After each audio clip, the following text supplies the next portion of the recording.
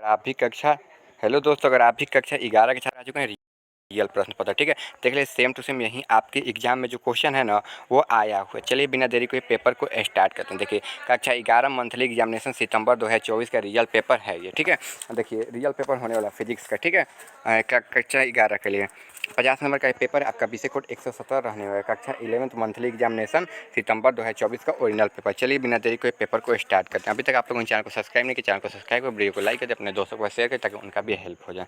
चलिए देखिए यहाँ से शुरू है। दो सदिश ए और बी, ठीक है, परिमाणी का परिमाण अधिकतम तब होता है जब उनके बीच का कोण 0 डिग्री, 45 डिग्री, 90 डिग्री, 180 डिग्री। तो कितना होता है? तो 90 डिग्री। ऑप्शन क्या होगा? सी नंबर बिल्कुल राइट आंसर हो जाएगा, ठीक है। वीडियो में अंतिम तक बनेगा, सब्जेक्टिव ऑब्जेक्टिव दोनों कराएंगे।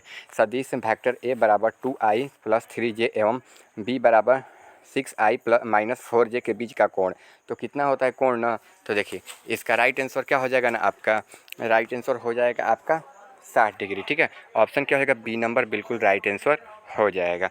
3 नंबर दो समसदिशों पी वेक्टर का परिमाणी पी है तो उनके बीच का कोण तो कितना हो जाएगा ना? ये 180 डिग्री हो जाएगा, ठीक है। ऑप्शन क्या होगा? डी नंबर बिल्कुल राइट आंसर हो जाएगा। चलिए 4 नंबर क्वेश्चन यहाँ पर थोड़ा सा मीठा हुआ है लेकिन इसका भी आंसर बता दें, इसका भी आंसर 90 डिग्री होगा, ठीक है। चलिए 5 नंबर है, यदि दो सदिशों एक दूसरे के लंबवत हो तो उनका गुणनफल होता है 0, धनात्मक, ऋणात्मक, 1 के बराबर। देखिए दो सदिश जब एक दूसरे के बराबर होते हैं तो क्या होता है? 0 होता है। ऑप्शन क्या हो जाएगा? इसका राइट आंसर हो जाएगा। चलिए 6 नंबर क्वेश्चन है, दो समानांतर सदिशों का सदिश गुणनफल होता है तो दो सदिशों का सदिश गुणनफल कितना होता है? तो ये होता है ना, ये 0 सदिश होता है, ठीक है। ऑप्शन क्या हो जाएगा? बी इसका राइट आंसर हो जाएगा। चलिए आगे क्वेश्चन देखते हैं। आगे क्वेश्चन है, दो सदिशों के अदिश गुणनफल के बारे में निम्नलिखित में से कौन सा कथन सही है? यदि एक सदिश है यह अधिकतम होता है, यह सदिश एक दूसरे के लंबवत होते हैं। देखिए इसका राइट आंसर हो जाएगा यह अधिकतम होता है जब सदिश एक दूसरे के लंबवत होते हैं, ठीक है।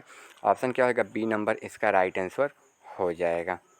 चलिए आगे, एक ही तल में स्थित एक त्रिभुज बनाने वाले 3 सदिश का योग होता है त्रिभुज के परिधि के बराबर, ठीक है, त्रिभुज के परिधि के बराबर। तो ऑप्शन क्या होगा? ए नंबर बिल्कुल राइट आंसर हो जाएगा।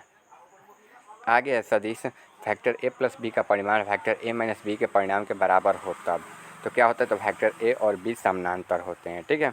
ऑप्शन क्या हो जाएगा? बी नंबर राइट आंसर हो जाएगा।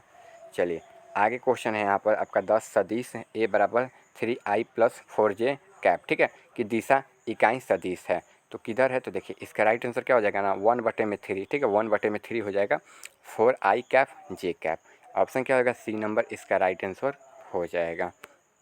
चलिए आगे है, दो सदिशों ए और बी के बने समानांतर चतुर्भुज का क्षेत्रफल दिया जाता है तो वेक्टर ए बी, ठीक है। ऑप्शन क्या होगा? बी नंबर इसका राइट आंसर हो जाएगा।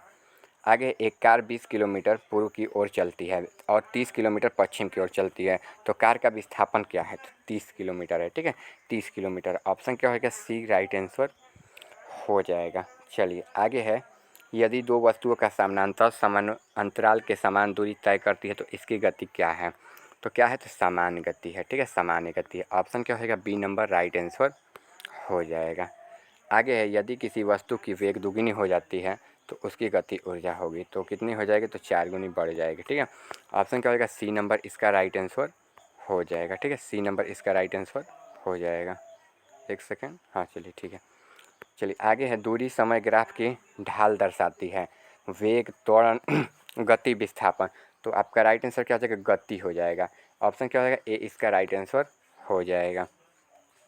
आगे, एक कण विराम अवस्था से स्थिर अवस्था में चलता है समय टी कण द्वारा तय की गई दूरी उसके समानुपाती होती है तो किसके? तो टी स्क्वायर के, ठीक है।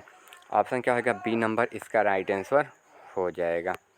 चलिए 18 नंबर क्वेश्चन की ओर बढ़ते हैं। 18 नंबर क्वेश्चन, यदि एक कण तल में चल रहा है उसकी वेग का x घटक स्थिर है तो y घटक 0 है तो कण का मान।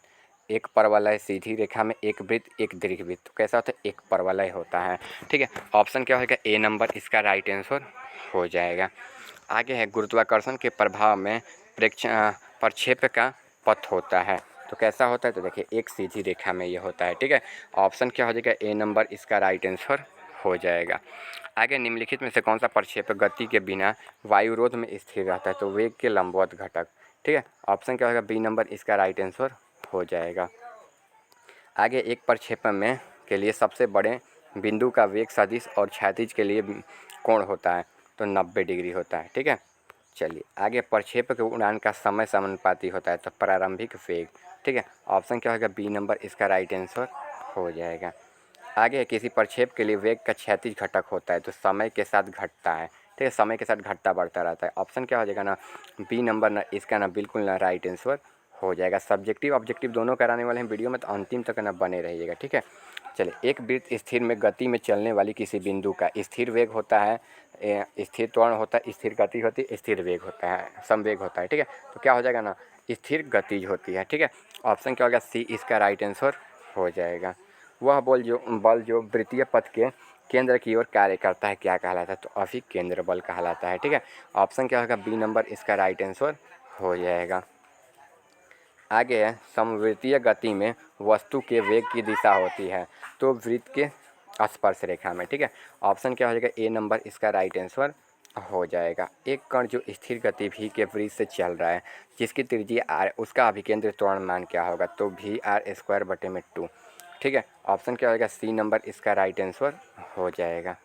चलिए आगे, यदि एक वृत्त पथ में चलने वाले कण की गति 3 गुनी हो जाती है, तो उसका अभिकेंद्रीय बल तो क्या हो जाएगा, तो 4 गुना बढ़ जाएगा। ठीक है, चलिए आगे क्वेश्चन देखते हैं। आगे क्वेश्चन यहाँ पर है, एक साइकिल सवार भी चालकता से क्षैतिज वृत्तीय मोड़ की ओर त्रिज्या आर से मोड़ता है, तो ऊर्ध्वाधर से उसके झुकाव के कोण थीटा के सूत्र होगा, तो tan थीटा बराबर वी स्क्वायर जी बटे में आर आपका आंसर हो जाएगा। ऑप्शन क्या होगा, बी इसका राइट आंसर हो जाएगा। चलिए सब्जेक्टिव की ओर और एक 30 नंबर भी बचा है।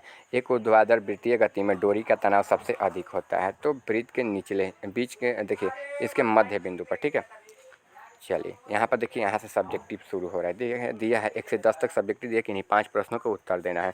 सदिश गुणनफल के गुणों को लिखे। ठीक है, औसत वेग तथा तत्क्षणिक वेग को परिभाषित करना है। आगे दिए प्रक्षेप के क्षैतिज परास का महत्व, ऊंचाई का व्याख्या करना है। आगे क्वेश्चन है, न्यूटन के सिद्धांत का नियम क्या है, घर्षण कोण और विराम कोण क्या है। ठीक है, गति ऊर्जा का संवेग के संबंध क्या है। आगे दिया निर्देश फ्रेम किसे कहते हैं। ठीक है, संरक्षी बलों को लिखना है। इन सभी का आपको आंसर लिख देना है। 9 नंबर दिया, किसी वस्तु के वृत्तीय पथ पर समान चाल से गतिमान करने के लिए एक बल की आवश्यकता होती है, इसके बारे में लिख लेना है। ठीक है, ऊर्ध्वाधर वृत्त में गतिमान कणों की उच्चतम स्थिति चाल का व्यंजक निकालना है। ठीक है, चलिए आगे क्वेश्चन देख लेते हैं। आगे क्वेश्चन भी सारा आपको दिखा देते हैं। ठीक है, देखिए यहाँ पर एनवा सेकेंड में ती का दूरी निकालना है, व्यंजक प्राप्त करके एक विमीय को सभी का आपको आंसर निकाल लेना है। ठीक है, अगर आप लोग चैनल पर नए हैं, चैनल को सब्सक्राइब नहीं किया, चैनल को सब्सक्राइब कर वीडियो को लाइक कर दिए, वीडियो अपने दोस्तों को शेयर कर, आपका भी हेल्प हो जाए। ठीक है, मिलते हैं अगले वीडियो में। यहाँ तक वीडियो देखने धन्यवाद।